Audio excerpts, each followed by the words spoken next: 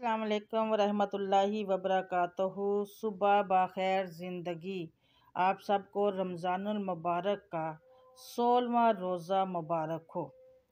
روزہ رکھنے کے طبی فوائد۔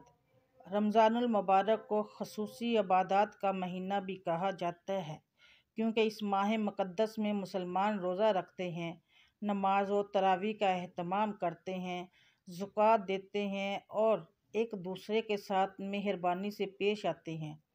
رمضان میں روزہ رکھنے کا مطلب صرف بھوکا پیاسا رہنا نہیں ہوتا بلکہ سارا دن بھوکے رہ کر عبادت کرنا اور اپنے روزمرہ کے معمولات کو خوش اسلوبی سے انجام دینا اس کا اصل مقصد ہے، تاکہ اس سے ان غریب اور نادار لوگوں کی بھوک پیاس کا احساس ہو سکے جو غربت کی لکیر سے نیچے زندگی گزار رہے ہیں اور جنہیں 2 وقت کی روٹی بھی دستیاب نہیں ہے۔ ایک طرف تو روزہ ہمیں دوسروں کی بھوک پیاس کا احساس کرواتا ہے اور دوسروں کا خیال رکھنے کا درس دیتا ہے، تو دوسری جانب طبی سائنس کہتی ہے کہ روزہ رکھنے سے انسانی جسم میں حیرت انگیز اور خوشگوار تبدیلیاں آتی ہیں جو اسے ڈھیرپا فائدہ پہنچاتی ہیں۔ میڈیکل سائنس روزہ رکھنے کے فوائد کیا بتاتی ہے، آئیے میں آپ کو بتاتی ہوں، غور سے سنیے گا۔ جسم سے زہریلے مادوں کا اخراج ہوتا ہے، غذا کا کام دینے والے اجزاء کا انجاب شروع ہو جاتا ہے، کولیسٹرول کی مقدار کم ہونا شروع ہو جاتی ہے، دماغ تیزی سے کام کرنا شروع کر دیتا ہے، وزن گھٹنا اور چربی گلنا شروع ہو جاتی ہے۔ جسم سے زہریلے مادوں کا خراج۔ رمضان المبارک صرف انسان کی روحانی تطہیر کا ہی نام نہیں ہے بلکہ رمضان کے دوران روزہ رکھنے اور عبادات کی مشق سے انسانی جسم کو بھی بے پناہ فوائد حاصل ہوتے ہیں۔ روزہ رکھنے سے پہلے ہی دن انسانی جسم میں زہریلے مادوں کی صفائی کا عمل شروع ہو جاتا ہے، انسان کا شوگر لیول گرتا ہے، یعنی خون سے چینی کے مضر اثرات کا عمل دخل کم ہو جاتا ہے، دھڑکن سست ہو جاتی ہے اور بلڈ پریشر کم ہو جاتا ہے۔ اصل میں انسانی جسم میں توانائی کا ذخیرہ چربی کے چھوٹے چھوٹے ذرات کی شکل میں جمع ہوتا رہتا ہے۔ روزہ رکھنے سے چونکہ انسان سارا دن بھوکا پیاسا رہتا ہے تو جسم میں موجود چربی محفوظ شدہ توانائی کو خارج کرنا شروع کر دیتی ہے اور پہلے مرحلہ میں گلوکوز میں تبدیل ہو جاتی ہے، اور یہی گلوکوز جسم کو توانائی فراہم کرتا ہے۔ غذا کا کام دینے والے اجزاء کا انجذاب۔ روزہ رکھ کر جب ایک انسان 10 سے 12 گھنٹے بھوکا رہتا ہے تو سال بھر مصروف رہنے والا اس کا نظام ہضم رخصت مناتا ہے جس کی اسے اشد ضرورت تھی۔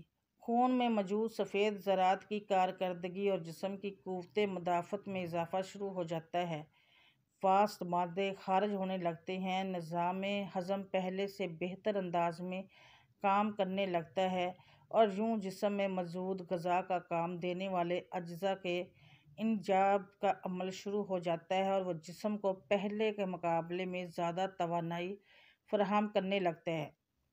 وزن گھٹنا اور چربی گلنا۔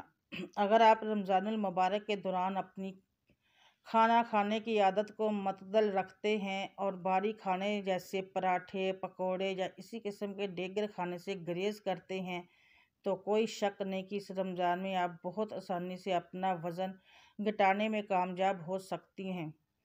میں آپ کو بتا چکی ہوں کہ رمضان میں روزہ رکھنے سے انسانی جسم میں موجود اضافی چربی کے ذرات پگھلنا شروع ہو جاتے ہیں اور یہی چربی گل کر جسم کو توانائی کی فراہمی کا ذریعہ بنتی ہے۔ یوں چربی گلنے سے آپ کا وزن بھی کم ہو جاتا ہے اور جسم کو کسی قسم کی کمزوری یا تھکان بھی محسوس نہیں ہوتی۔ کولیسٹرول لیول میں کمی۔ رمضان المبارک میں روزہ رکھنے سے ایک طرف تو آپ کو وزن میں کمی کرنے میں کامیابی حاصل ہوتی ہے تو دوسری جانب جسم میں آنے والی دیگر مثبت تبدیلیوں میں کولیسٹرول لیول میں کمی بھی شامل ہے۔ اس سے آپ خود کو پہلے سے توانا اور دماغی طور پر چست اور ہلکا پھلکا محسوس کرتے ہیں، اس لیے کہ اب آپ کا جسم اپنے دفاع کے لیے پہلے سے زیادہ فعال اور مضبوط ہو چکا ہے۔ UAE میں امراض قلب کے ماہرین کی ایک ٹیم نے ایک مطالعہ سے یہ نتیجہ اخذ کیا کہ رمضان میں روزے رکھنے والے افراد میں چربی بڑھنے کا عمل کم ہو جاتا ہے جس کے نتیجے میں کولیسٹرول کا لیول بھی نیچے آ جاتا ہے، جس سے دل کے دورے اور دل کی دیگر بیماریوں کا خدشہ انتہائی کم ہو جاتا ہے۔ ذہنی صلاحیت اور کارکردگی میں اضافہ ماہ صیام کے دوران روزے رکھنے اور عبادات کرنے سے ایک طرف تو آپ کی روح کی صفائی ہو رہی ہوتی ہے، دوسری طرف آپ کے جسم کے اندر بھی بہت ساری مثبت تبدیلیاں آ رہی ہوتی ہیں۔ ان سب سے ہٹ کر آپ کے دماغ کی کارکردگی اور صلاحیت بہت تیزی سے بڑھ رہی ہوتی ہے۔ امریکہ میں ہونے والی ایک تحقیق کے مطابق روزے میں انسان بھوکا رہتا ہے تو اس دوران اس کا بدن ایسے خلیات پیدا کر رہا ہوتا ہے جو خاص طور پر انسان کی ذہنی کارکردگی سے متعلق رکھتے ہیں۔ یوں یہ نئے بننے والے خلیات سیدھے اس کے دماغ میں پہنچتے ہیں اور تناؤ میں کمی لا کر انسان کی ذہنی کارکردگی کو کئی گنا بڑھا دیتے ہیں، اور یوں آپ خود کو دماغی طور پر چست اور ہلکا پھلکا محسوس کرتے ہیں۔ اب ان معلومات کی روشنی میں جو ہمیں جدید تحقیق اور مستند اداروں سے حاصل ہوئی ہے، ہم آپ سے کہہ سکتے ہیں کہ ماہ صیام کے روزے رکھیں اور اپنے جسم کو زہریلے مادوں سے نجات حاصل کر کے تازہ خلیات پیدا کرنے دیں، تاکہ آپ کو روحانی سکون کے ساتھ ساتھ جسمانی فوائد بھی حاصل ہو۔ 15ویں روزے کے بعد آپ دیکھتے ہیں کہ جسم کے سارے زہریلے مادوں کا خاتمہ ہو چکا ہے، نظام ہضم کی مرمت ہو چکی ہے، جسم سے فالتو چربی اور فاسد مادوں کا بھی اخراج ہو چکا ہے، اور بدن اپنی پوری طاقت کے ساتھ اپنے فرائض ادا کرنا شروع کر دیتا ہے۔ دماغ اور یادداشت تیز ہو جاتی ہے، توجہ اور سوچ کو مرکوز رکھنے کی صلاحیت بڑھ جاتی ہے۔ لہٰذا ہم سب کو چاہیے کہ اس ماہ مقدس کے دوران خود کو رب کریم کی عبادت اور حمد و ثنا کے لیے وقف کر دیں، کیونکہ وہی ہے جو ہمیں ہم سے زیادہ جانتا ہے اور ہر حال میں ہمارا بھلا چاہتا ہے۔